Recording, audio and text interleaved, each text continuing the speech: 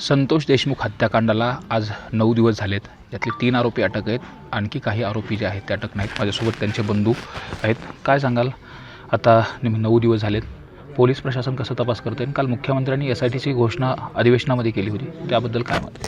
काल सकाळी मी बोललो होतो, म्हणजे मुख्यमंत्री साहेबांना जे स्पेशल SITची नेमणूक केलेली आहे त्यावर आपण विश्वास ठेवणं गरजेचं आहे. ते पथक सगळे इथं आलेले आहेत, त्यांचं चालू आहे त्यांची कारवाई, आणि ते योग्य ते तपास करतील आणि माझ्या भावाला न्याय देतील असं मला प्रथमदर्शी वाटतं आहे.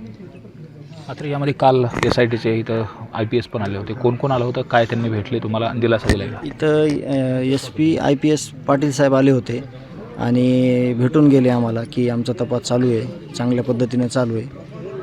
तर त्यांनी असं सांगितलं समाधानकारक की सगळं जे योग्य तपास आहे ते योग्य तपासून पुढील कारवाई करण्यात येईल. मात्र आपण अधिवेशनामध्ये असंही पाहतो की काही जण म्हणतात की आर्थिक वादातून हे सगळं झालं आहे. नेमकं मूळ कारण काय आहे? त्याचबरोबर काही जण जातीवादाचाही रंग देण्याचा प्रयत्न करतात. त्याचं मूळ नेमकं कारण कोण? मूळ कारण असं आहे की गावातला आमच्या दलित मुलगा आहे, तो दलित समाजाचा, त्याच्यासोबत भांडण झालं म्हणून सरपंच ह्या नात्यानं ते तिथं गेलते. त्या आलेल्या लोकांचा, त्या खंडणीखोर लोकांचा आणि आमच्या भावाचा किंवा आमच्या गावाचाही कधी संबंध आला नव्हता. आणि जे कोणी लोक असं म्हणतात ना की व्यवहाराचा संबंध आहे, जे कोणी म्हणजे काल मला त्यांच्याकडून अपेक्षा नव्हती. धनंजय मुंडे साहेब, तुम्ही इतकं बेताल वक्तव्य करताना असं मला वाटलं नव्हतं. मी परवा दिवशी तुम्हाला काल म्हणलो आहे की तुम्ही आम्हाला न्यायाची भूमिका, आम्ही तुमच्याकडं न्यायाच्या भूमिकेनं बघतो आहे. तुम्हाला कुठलीच गोष्ट माहीत नसताना तुम्ही म्हणताय की ह्या व्यवहारातून झालेला विषय आहे. तुम्ही सामाजिक न्यायमंत्री आहेत, माजी सामाजिक न्यायमंत्री. काल तुम्ही संसदेत अधिवेशनात संविधानाची शपथ घेतली. मग तुम्हाला ती व्यवहारातून झालेली गोष्ट आहे, तर तुमचे ते जे कोणी तुम्हाला सांगितलेले व्यवहाराचे जे विषय आहेत तर ते समोर आणा, किंवा हे खोटं आहे तर त्यांचे CDR आल्यानंतर तुम्हाला कळेल की कोण त्याच्यात आरोपी आहे, कोण दोषी आहे. एकदम चुकीचं वाक्य त्यांनी माझ्यासोबत वापरलं आहे. कारण मी काल पण सांगत होतो की आम्ही कुणीही जातीवादी नाहीत, 18 पगड जातीला घेऊन चालणारे आम्ही आहेत. ह्याचा अर्थ तुम्ही असा घेऊ नका की ह्या त्या जातीवादातून झाली नाही म्हणून तुम्ही त्याचं टायटल करू नका, त्याचे स्टेटस ठेवू नका. तुम्ही मला न्याय द्या. मी 18 पगड जातीला धरून चालणारा माझा भाऊ होता. मी त्याबद्दल तुम्हाला सांगितलं होतं की आम्ही कुठले जातीवादी नाहीत. तर तुम्ही अर्थकारणाचा काही संबंध नाही याच्यामध्ये? अजिबात नाही. आणि त्यांना तिथंच मांडावं लागेल. जे व्यवहार आहे ना, मनात कशाला ठेवता, सांगा काय व्यवहार होता ते तिथं संसदेत मांडू देत त्यांनी अधिवेशनामध्ये. अजिबात आमचा 1 रुपयाचा कोणासोबत तिथं व्यवहार नव्हता. आणि त्यांची ना आमची फर्स्ट टाईम 6 महापरिनिर्वाण दिनादिवशी आमची पहिली त्यांची ना आमची भेट आहे त्या निमित्तानं. बाकी ते कोण होते, कुठले होते, आम्हाला अजिबात त्यांची कल्पना नाही. मात्र यामध्ये परत जातीवादाचा रंग देखील देण्याचा प्रयत्न केला जातोय. नेमकं की त्याला देखील वेगळा रंग ते देत असतील जातीवादाचा रंग. इथं मी फक्त न्याय मागतोय. मग न्याय मागताना जे आरोपी पकडतील, त्यांची इन्क्वायरी करतील, त्यांचे CDR करतील, त्यावेळेस नंतर कळेल ना जातीवाद कोण करतंय, जातीवाद कुणी केला, ह्याच्यामागे काय धागेदोरे आहेत, ह्यांना कुणाची पुष्टी मिळाली, ह्यांना कुणाचं पाठबळ आहे. त्याच्यामुळं आमचा विषयच येत नाही. आम्ही फक्त न्याय मागतोय. जातीवाद हे ते आमचे मुद्दे नाहीत. आणि इथं प्रत्येक आलेला लोकप्रतिनिधी, विविध स्तरातील आलेले लोक, सामाजिक इथं आलेले आमदार, खासदार हे फक्त सत्याच्या बाजूनं आहेत. जे माणूस आहे संतोष देशमुख त्याच्या बाजूनं आहेत. कुठंही राजकारण ह्याच्यामध्ये नाही. ते न्याय मागतात. सगळे पोट तिडकीनं बोलतात. ते फक्त न्याय मागण्यासाठी बोलतात. ह्याच्यात कुठलंच राजकारण नाही. मात्र सत्ताधारी तर तसा आरोप करतात की याचा आता कुठेतरी राजकारण केलं जातं आणि हा वेगळा विषय, त्यांना तर न्याय मिळाला पाहिजे अशी त्यांची देखील भूमिका आहे. मात्र कुठेतरी ह्याचा विरोधी पक्ष जे आहे ते राजकारण करतात असं त्यांचा आरोप. मला नाही वाटत. हे बघा, फक्त संतोष देशमुख जो आहे त्याचं जे कार्य आहे हे 20 वर्षानं कार्य आहे. ते सगळ्या आपल्या गावानंच नाही, जिल्ह्यानंच नाही, तर आपल्या सगळ्या महाराष्ट्रात हे सगळं पोहोचलेलं आहे. आणि त्याची शहानिशा केली तर हेच येणार तुम्हाला की ते एक चांगला माणूस होता, सगळ्या जाती धर्माला घेऊन चालणारा होता. आणि तुम्ही पण सगळ्या ही पंचक्रोशी आहे, त्या पंचक्रोशीमध्ये तुम्ही पण मुद्दाम एका गावात जाऊन ह्या माणसाविषयी विचारा. तिथं कुठंच तुम्हाला कोणी म्हणणार नाही की हा माणूस जातीवादी होता किंवा जातीवादाला थारा देत होता. हे सगळ्या जाती धर्माला घेऊन चालणारा माणूस होता. त्याच्यावर तुम्ही असा जे वाक्य वापरतात ना तुम्ही, व्यवहार वगैरे, तर ते वापरू नका. चुकीचं आहे. आणि जे भावाची बाजू मांडत नाहीत ते एका माणसाची, त्याला न्याय मिळण्यासाठी सगळे बाजू मांडत आहेत. चुकीचं बोलून तुम्ही गैरसमज पसरू नका. महत्त्वाचा आणखी दुसरा एक विषय विचारायचा की जर ही अर्थकारणातून हत्या झाली नाही, जातीवादातून हत्या झाली नाही, तर नेमकं मूळ जे मगाशी पण मी तुम्हाला तेच विचारलं की नेमकं जे सोनवणे नावाचे जे व्यक्ती त्यांना मदत करण्यासाठी हे गेलेले होते आणि त्याचाच असा कुठला राग होता, त्याच्या अगोदर भांडणं देखील झाले असं देखील म्हणणं होतं, नेमकं काय होतं? तिथं त्यांनी मध्ये सोडलं नाही गेटच्या मध्ये, म्हणून त्यांचे भांडणं झाले. कुणाकुणाची भांडणं? अशोक सोनवणे आणि हे जे आत्ताच्या म्हणजे खून केलेले जे आरोपी आहेत त्या लोकांचे तिथं भांडण झाले. मग आता गावातला माणूस, सामान्य नागरिक, त्याच्यावर कुठली वेळ आली, त्याला काही अडचण आली तर कुणाला फोन करणार?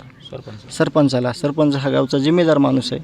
मग त्या जिम्मेदार माणसानं तिथं जाऊन जर सांगितलं की हे भांडण करू नका वगैरे आणि तुम्ही त्यालाच मारत बसलात, तर गावातील काही लोक असतात मग हातापायी होते भांडण. काय होतं? काहीच राग नव्हता. त्यांचं आणि आमचं एक जर कनेक्शन काढलं, त्याच्यामधल्या एकासुद्धा माणसाचा आमच्याकडे कधी नंबर नाही किंवा आम्ही त्यांच्याशी कधी कॉन्टॅक्टमध्ये आलो नाहीत ह्या विषयावर की बाबा हे काय चालू आहे ते, किंवा त्यांचा आणि आमचा व्यवहार हा विषयच नाही आहे. अच्छा. त्यांना इथून ज्यावेळेस धरून घेऊन गेले टोल नाक्याच्या जवळून, त्याच्यानंतर तुम्ही कोणाशी संपर्क केला होता का आणि कशा पद्धतीने? मी ज्यावेळेस हे माझ्या म्हणजे त्याच्या सहकारी जे होते सोबत शिवराज देशमुख, त्यांनी मला कॉल केला की अण्णाला काही लोक उचलून घेऊन गेलेत, तर मी डायरेक्ट पोलीस स्टेशनला गेलो. तिथं मी फिर्याद घ्यायला सांगितली. तोपर्यंत तो पण आला तिथं शिवराज देशमुख. तर असं समजलं की आता साहजिकच आहे ना, कोणासोबत कोण राहतं आहे आणि ती सगळ्यांना माहीतच असते ना. मग मी जे राष्ट्रवादी गटाचे तालुकाध्यक्ष आहे अजित पवार गटाचे विष्णू चाटे, त्या विष्णू चाटेंना फोन केला की माझा भाऊ इथून त्याचं अपहरण झालेलं आहे, तुम्ही कुठं आहेत, काय मला शोध लावा त्याचा, मला सांगा कुठं आहे ते. तर ते म्हणले ठीक आहे मी बघतो. आणि मग त्यांचा जवळपास अर्ध्या पाऊण तासानं फोन आला आणि मला त्यांनी सांगितलं की एक 10 ते 15 मिनटात तुमचा भाऊ घरी येईल. मग आम्ही थांबलो वाट बघत. आम्हाला वाटलं ठीक आहे चला. मग ते फोन मी जवळपास 3 तास करत राहिलो. ते येईलच म्हणायचे. त्याच्यानंतर PI साहेबाचा फोन आला, त्याच्यानंतर PSI साहेबांचा फोन आला की आले का भाऊ, आले का भाऊ. भाऊ काय माझे आले नाही. शेवटला त्यांचं डायरेक्ट ज्यावेळेस आम्हाला समजलं त्यावेळेसच ह्यांनी FIR पण घेतला. FIR का घ्यायलासुद्धा एकदम हलगर्जीपणा झाला. हे सगळे दिरंगाई सगळी, म्हणजे कुठल्या काही गोष्टीचं सिरियसच नाही. आता शेवटी मुख्यमंत्र्यांनी तर घोषणा केलेली, पण काय मागणी असेल का? तर संसदेत सुद्धा हा बजरंग सोनवणे यांनी मुद्दा मांडला, त्या संदर्भात देखील त्यांनी त्या ठिकाणी आंदोलन देखील केलं. आता शेवटी देशपातळीवरती हा विषय गेलेला आहे. न्याय कशा पद्धतीने मिळाला पाहिजे, न्याय मिळेल असा तुम्हाला विश्वास आहे? मी तुम्हाला अजून एक गोष्ट स्पष्ट करतो. जे माझं हे गाव आहे, ज्या गावचे ते सरपंच होते, इथं जे आत्तापर्यंत लोकप्रतिनिधी आले, हे ज्या गोष्टीचं राजकारण वाटतं आहे कुणाला, म्हणजे ह्या लोकांनी जे मांडलं आहे, खासदार साहेबांनी, आमदार साहेबांनी, जे जिल्ह्यातले बाहेरचे ज्या लोकांनी मांडलं आहे ना, फक्त एक संतोष देशमुख माणूस आणि त्याला न्याय मिळाला पाहिजे ह्यावरच ते बोलत आहेत. ह्याच्यात राजकारणाचा मुद्दा समोर कोणी घेऊन आहे ज्याच्या डोक्यात आहे ते. कारण ते जरी इथं आले तरी त्यांना कळलं आणि त्यांना माहिती आहे, पण ते त्यांना शब्दसुद्धा चुकीच्या पद्धतीनं वापरला. त्यांना बोलतासुद्धा येत नव्हतं ते. कारण व्यवहार करणारे आपण माणसं नाहीत, आपण गोरगरीब माणसं आहेत, सगळ्या लोकांसोबत राहणारे माणसं आहेत 24 तास. त्याच्यामुळं तो अजिबात मुद्दा नाही. आणि ह्या लोकांनी जी भूमिका मांडली त्याला मी त्याच्याविषयी खूप समाधानी. ह्या लोकांनी खूप पोटतिडकीनं माझ्या भावासाठी न्याय मागितला आहे. मी त्यांच्यासोबत आहे आणि ते न्याय मिळवून देतील. आणि ह्यांनाही भूमिका बदलली पाहिजे कुठेतरी. ह्यांना पण तो न्याय मिळवण्यासाठी काहीतरी विशेष प्रयत्न केले पाहिजेत. मुख्यमंत्र्यांना काय मागणी असेल?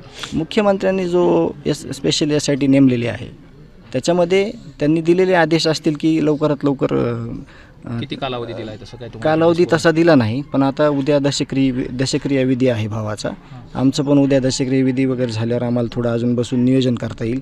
गाववाल्यांचं जे नियोजन चालू आहे त्याच्यात आपण सध्या आहेत. कारण इथं येणारे जे सगळे 18 पगड जातीचे लोक आहेत त्यांना पण मला थोडं बनशब्द त्यांचे ऐकून घ्यावं लागतात. माझं ते सांत्वन करतात, धीर खचू नको म्हणतात, आम्ही तुझ्या पाठीशी आहेत सगळे, आम्ही तुला रिकामं सोडणार नाहीत. आणि माझं पण तेच मत आहे की मला तुमचा धीर आहे म्हणून मी हे 2 शब्द बोलू शकतो तुम्हाला, नाही तर मी खूप खचून गेलो असतो. पण हे सगळे जे समाज उभा राहिला आहे, कारण आपला भाऊ, माझा भाऊ एका कुठल्या समाजापुरता मर्यादित नव्हता. त्यांनी जातपात कधीही बघितली नाही. त्यांनी फक्त काम केलं, गरिबासाठी काम केलं, म्हणून आज गरीबच माझ्यासोबत उभा आहे.